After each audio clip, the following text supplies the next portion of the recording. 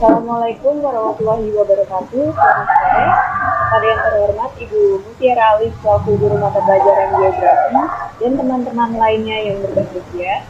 Marilah kita panjatkan puji syukur kehadirat Allah Subhanahu wa Ta'ala karena telah memberikan rahmat, kesehatan dan keselamatan pada kita semua sehingga kita dapat berkumpul di ruang kelas ini. Adapun topik yang akan kami bahas adalah dinamika atmosfer. Sebelumnya, perkenalkan saya Nadia Bajara itu.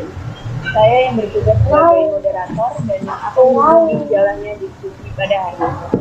Adapun anggota kelompok saya yaitu Farid Hadinoto sebagai ketua, Rafli Pratama sebagai nutulen, Rehan Kurniawan sebagai penyaji materi dan Aisyah Dwi Anjani sebagai penyaji materi. Adapun rangkaian acara yang akan kita lalui pada hari ini adalah sesi pembukaan, sesi penyampaian dan penyajian materi, dan yang terakhir sesi penutupan. Baiklah teman-teman, langsung saja kita mulai ke sesi yang pertama adalah pembukaan. Marilah kita mengucapkan basmalah bersama-sama. Bismillahirrahmanirrahim. Selanjutnya adalah penyampaian dan penyajian materi. Saya persilakan untuk Farid Hadinoto mempresentasikan materi yang pertama. Pada ini saya persilakan. Baik, terima kasih pada moderator yang telah memberikan kesempatan pada saya untuk menyampaikan materi. Saya akan menyampaikan materi yang pertama, yaitu karakteristik lapisan atmosfer. Yang pertama, pengertian atmosfer. Atmosfer berasal dari kata atmos dan spaira. Atmos artinya uap atau udara, dan spaira artinya adalah lapisan. Jadi atmosfer adalah lapisan yang menyelimuti bumi. Menurut Wikipedia, atmosfer adalah nama untuk lapisan gas yang menyelubungi benda yang memiliki massa yang berat. Gas-gas tersebut tertarik oleh gravitasi dari planet tersebut. Beberapa planet terdiri dari beberapa gas, dan oleh karena itu memiliki atmosfer yang tebal. Yang kedua ada ciri-ciri atmosfer. Di antaranya ialah, yang pertama berada di ketinggian 0-560 km di atas permukaan bumi. Yang kedua terdiri dari lapisan gas, debu, dan uap air. Yang ketiga tidak berwujud namun dapat dirasakan melalui angin. Yang keempat memiliki berat yang menyebabkan tekanan. Yang kelima dapat mengembang dan menyusut. Dan yang keenam terdiri dari lapisan udara. Yang ketiga, jenis-jenis lapisan atmosfer. Yang pertama yaitu lapisan troposfer. Lapisan troposfer merupakan lapisan yang paling dekat dengan bumi. Dan di lapisan troposfer ini merupakan tempat kejadian fenomena iklim. Yang kedua ada lapisan stratosfer. Di lapisan stratosfer ini terdapat lapisan inversi, lapisan ozon, lapisan isotermal, dan terdapat lapisan stratopause. Yang ketiga ada lapisan termosfer. Termosfer memiliki temperatur antara min 40 derajat Celcius sampai min 5 derajat Celcius. Dan termasuk merupakan tempat terjadinya ionasi sebagian molekul dan atom udara. Yang keempat ada mesosfer. Lapisan mesosfer berfungsi untuk melindungi bumi dari benda luar angkasa. Dan di lapisan mesosfer pula terjadi pembakaran benda luar angkasa. Yang kelima ada ionosfer. Ionosfer memiliki temperatur antara 0 sampai 70 derajat Celcius. Di lapisan ionosfer ini merupakan tempat terjadinya ionasi atom udara. Dan yang keenam ada lapisan eksosfer. Lapisan eksosfer merupakan lapisan yang paling panas. Gerakan atom di lapisan eksosfer ini tidak beraturan.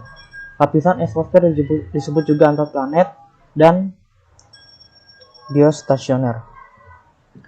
Yang keempat adalah lapisan atmosfer.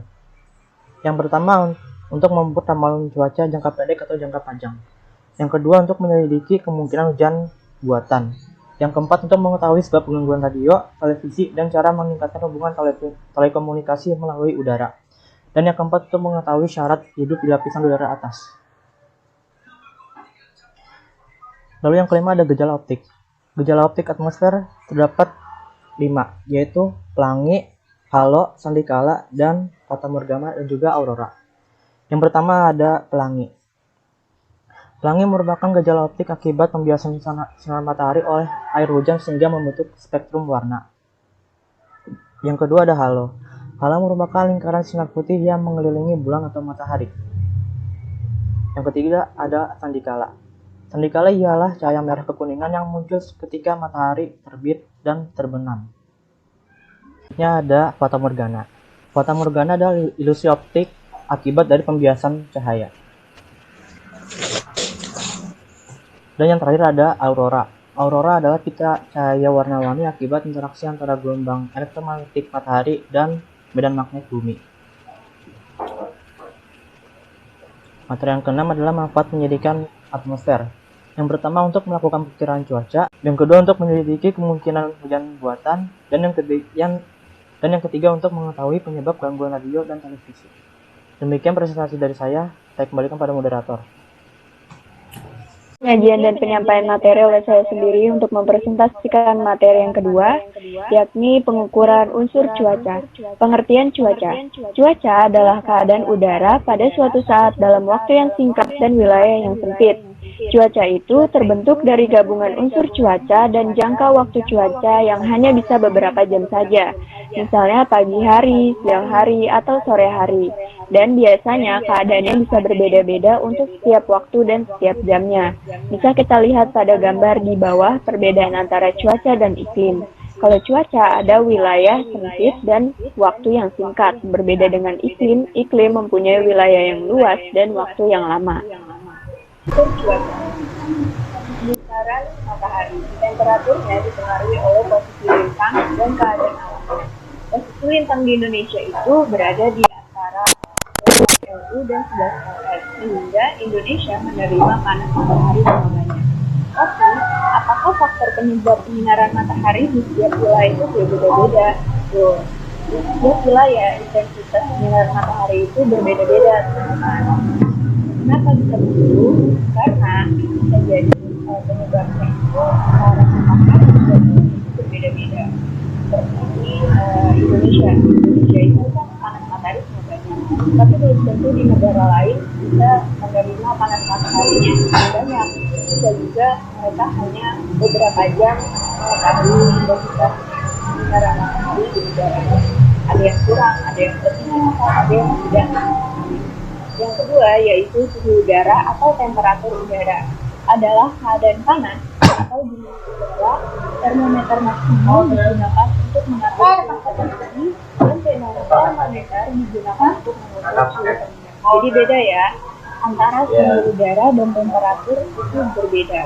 Perbedaannya adalah kalau suhu kita itu untuk mengukur satuan derajat panas pada benda, kalau temperatur itu untuk mengukur satuan panas atau dinginnya hawa atau badan. Jadi kalau contohnya suhu udara itu kita berada di satu wilayah yang panas teriknya itu terlihat atau terpapar pada kita nanya ini suhu derajatnya berapa ya? Tapi kalau termometer itu temperatur, kalau temperatur itu biasanya kita lagi panas dingin, pasti kan dipakai alat untuk mengukur satuan, nah itu untuk mengukur hawa dingin badan atau hawa ke temperatur.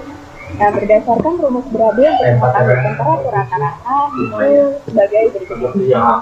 Temperatur rata-rata suatu tempat S yang dicari, TO temperatur suatu tempat yang sudah diketahui, dan H itu tinggi tempat X. Kalau berdasarkan rumus S sama dengan TO dikali H. Selanjutnya adalah tekanan udara. Tekanan udara itu permukaan bumi mendapat tekanan dari udara karena udara memiliki massa besarnya tekanan udara. Dapat diukur dengan barometer. Makin tinggi letak suatu tempat dari muka laut, makin rendah tekanan udaranya. Hal ini disebabkan oleh makin berkurangnya udara yang menekan. Tekanan udara bisa menggunakan militer. Garis pada peta yang menunjukkan daerah yang bertekanan udara disebut global. Jadi berbeda ya. Ada 3 aspek dalam tekanan udara ini. Kalau kita ingin mengukur besaran tekanan udara, dapat diukur dengan barometer. Kalau kita ingin mengukur satuan atau tekanan yang dihitung dengan menggunakan radar. Tapi kalau kita ingin menghitung garis pada peta atau setiap daerahnya yang memiliki tekanan udara, kita bisa memakai ukuran yang disebut dengan isobar. Jadi sekian penyampaian dan penyajian materi dari saya, semoga dapat dipahami oleh teman-teman. Selanjutnya adalah presentasi yang akan disampaikan oleh materi yang ketiga kepada Rafli Pratama. Saya persilakan. Nah, yang ke-10 adalah angin. Perbedaan tekanan udara di beberapa tempat menimbulkan aliran udara.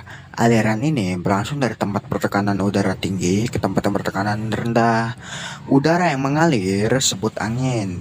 Besaran kecepatan angin dapat ditentukan dengan alat anemometer. Nah, bisa kita lihat di sini ada 6 jenis angin.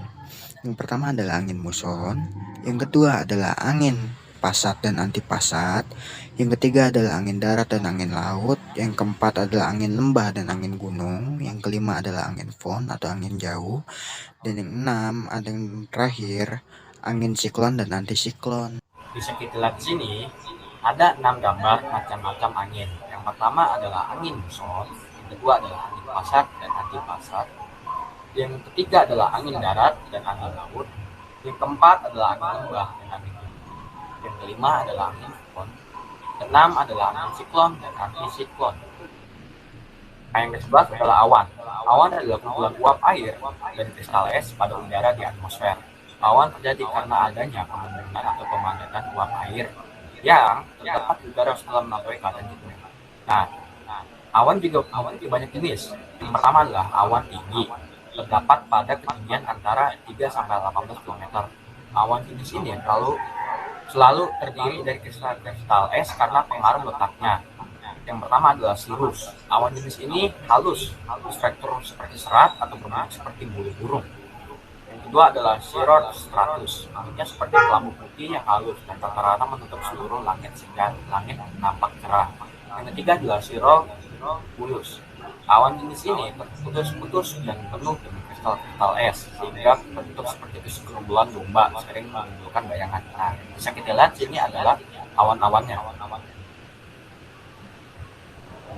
Yang kedua adalah awan tengah, terdapat pada ketinggian antara 2 sampai 8 km. Berikut jenis awan tengah.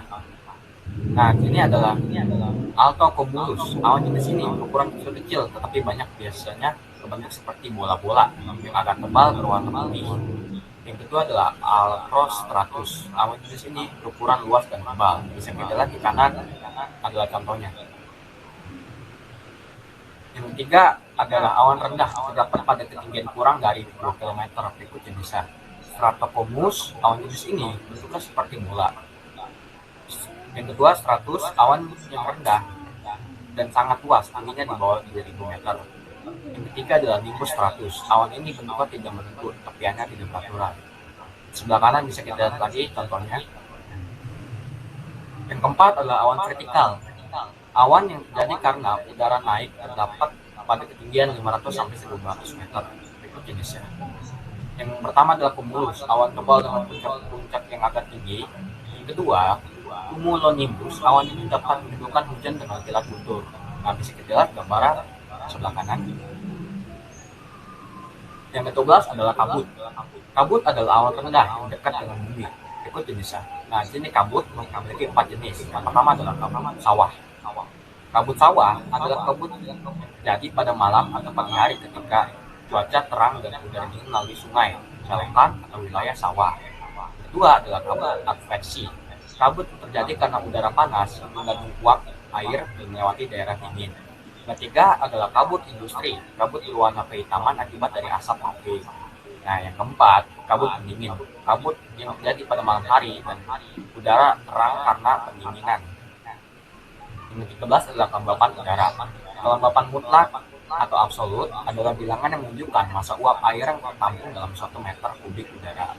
Yang kedua, kelembapan nisbi atau relatif adalah bilangan yang menunjukkan perbandingan jumlah uap air udara dan uap air maksimum yang dapat ditampung di udara.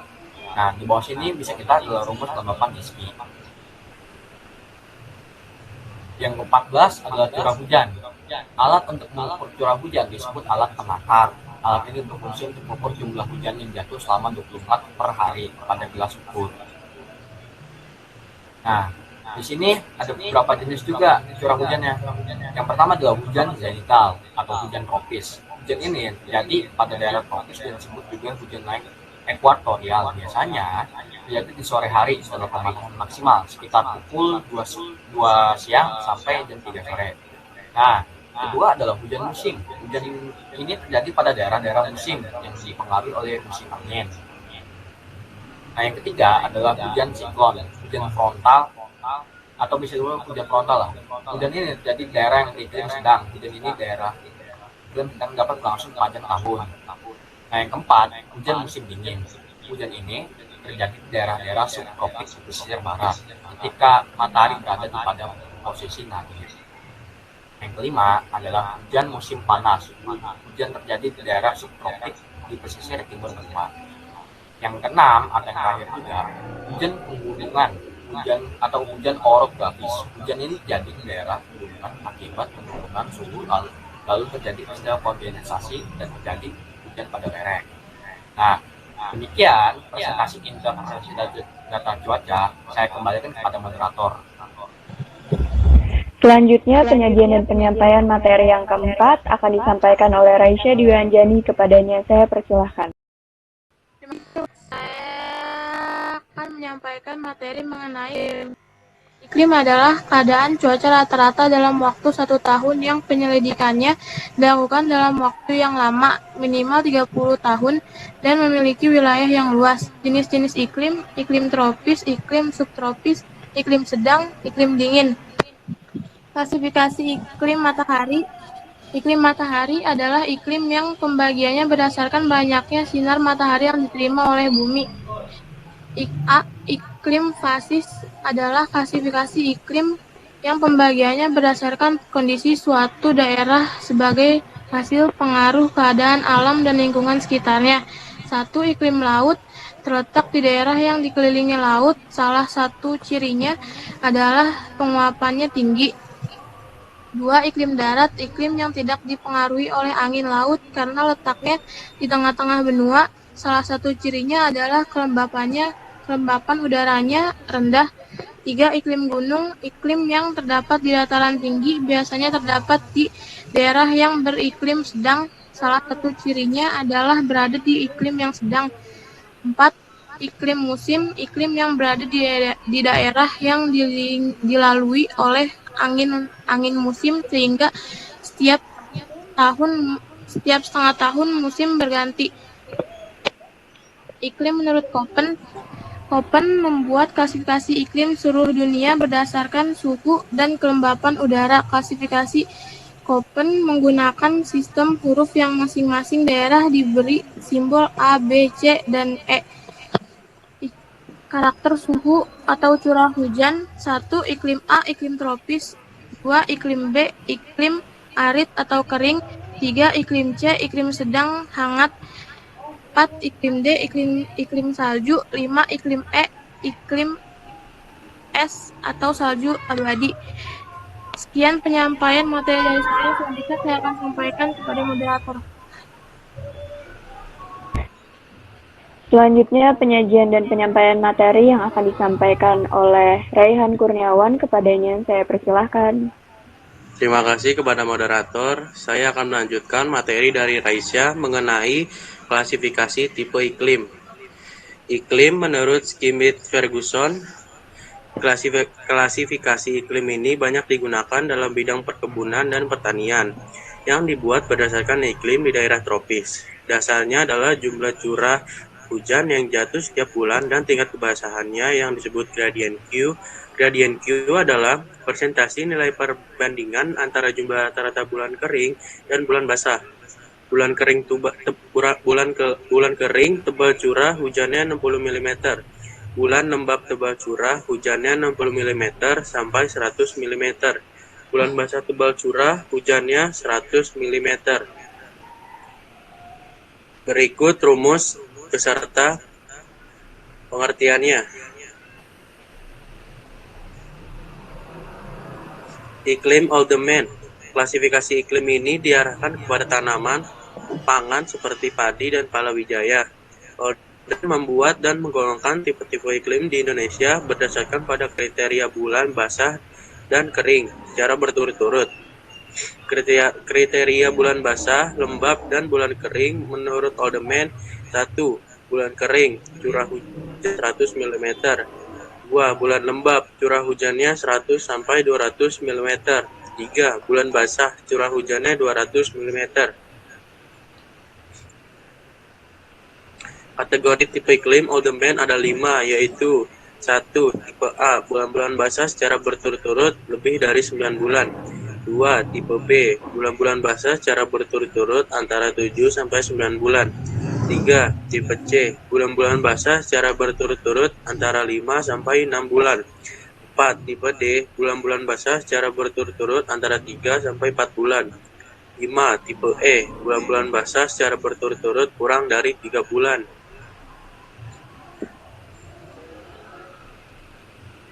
Iklim Junghun. Junghun membuat penggolongan iklim khususnya di negara Indonesia, terutama di Pulau Jawa berdasarkan pada garis ketinggian. Penjelasan pembagian wilayah iklim menurut Junghun. 1. Zona iklim panas, ketinggian 0 sampai 600 meter di atas permukaan laut, suhu 26,3 sampai 22 Celcius. Cocok untuk ditanami padi, jagung, kopi, tembakau, dan lain-lain. 2. Zona iklim sedang, ketinggian 600 sampai 1.500 meter di atas permukaan laut, suhunya 22 sampai 17,1 Celcius. Cocok untuk ditanami padi, tembakau, teh, kopi, dan lain-lain. Penjelasan pembagian wilayah iklim menurut Junghun. 3. Zona iklim sejuk, ketinggiannya 1.500 sampai 2.500 meter di atas permukaan laut, suhunya 17,1 sampai 11,1 Celcius. Cocok untuk ditanami teh, kopi, kina, dan sayur-sayuran. 4. Zona iklim dingin, ketinggian lebih dari 2.500 meter di atas permukaan laut, suhu 11,1 sampai 6,2 Celcius. Tumbuhan yang masih mampu bertahan adalah lumut dan beberapa jenis rumput. Demikian pemaparan materi iklim global dan juga sebagai penutup presentasi kelompok 5 pada hari ini, saya kembalikan kepada moderator. Baiklah teman-teman, kita telah mendengarkan pemaparan materi dari kelompok penyaji yang sangat luar biasa. Demikian tadi diskusi kelompok 5. Mari kita mengucapkan Alhamdulillahirrabbilalamin. Saya sebagai moderator, apabila ada kesalahan dalam penyampaian, waktu sepenuhnya saya kembalikan kepada Ibu Guru. Wassalamualaikum warahmatullahi wabarakatuh.